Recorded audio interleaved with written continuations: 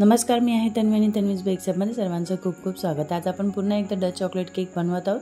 यासाठी मी स्पॉन्ज तयार करून घेतला 3 चॉकलेटचा आणि त्याला 3 लेअरमध्ये कटिंग करून घेतलं आणि मग त्याला मी केक बेसवरती असा क्रीम लावून घेतला, स्पॉन्जला ठेवून घेतलं आणि त्याला मी सोकिंग केलेल्या शुगर सिरपने आणि त्याला केलेलं आपण वरती थोडंसं गनाश पेस्ट स्पॉन्जला आणि त्याला डच क्रीमने आपण फ्रोस्टिंग केलेली आहे आणि फिलिंगमध्ये यूज केलेले आहे गनाश आणि चोको चिप्स.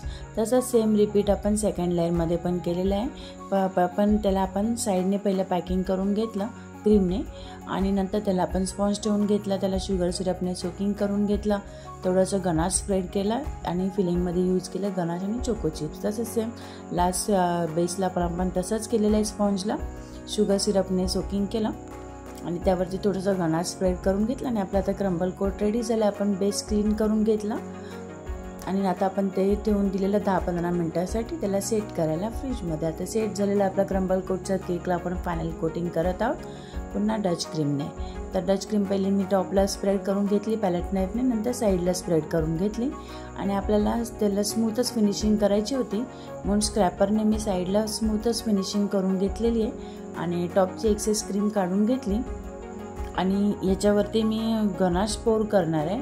तर गनाश आपला जे नेहमीचंच गनाश आहे त्यालाच थोडंसं मेल्ट करून घेतलं, म्हणजे थोडं लिक्विड फोम करून घेतला डबल बॉयलरवरती आणि मग ते गनाश मी असं टॉपला ह्याला वरती पोर करून घेतला, कारण आम्हाला पूर्ण केकला कवरिंग करायचं होतं गनाश म्हणून पहिले टॉपला पहिले स्प्रेड करून घेतलं पॅलेट नाईफच्या साह्याने आणि असं स्क्रॅपर येतं, एक साईड स्मूथ असते एक खरखरीत असते, तर स्मूथ साईजने असं आपण ते पूर्ण गनाश केकला पूर्ण स्प्रेड करून घेतला आणि एक्सेस गनाश असं स्क्रॅपरच्या साह्याने काढून घेतला आणि सेट करून ठेवला केक.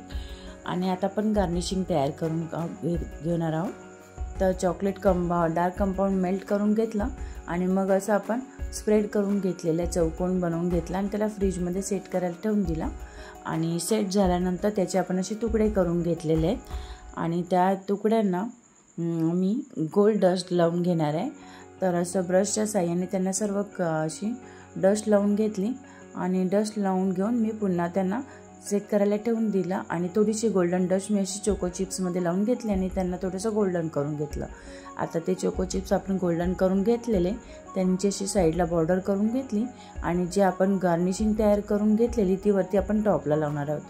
तर असं मी स्क्रॅपरच्या साह्याने ते सेट करून घेतले, खालचे सर्व चोको चिप्स आपण गोल्ड चलवलेले ते आणि अशी आपलं गार्निशिंग सेट करून घेतली. साईडला गोल्ड शुगर लावून घेतली.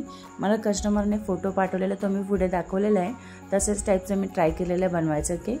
तर तुम्हाला व्हिडिओ आवडला असेल तर चॅनलला लाईक शेअर सबस्क्राईब करायला विसरू नका. पुन्हा भेटूया नवीन व्हिडिओमध्ये. Thanks for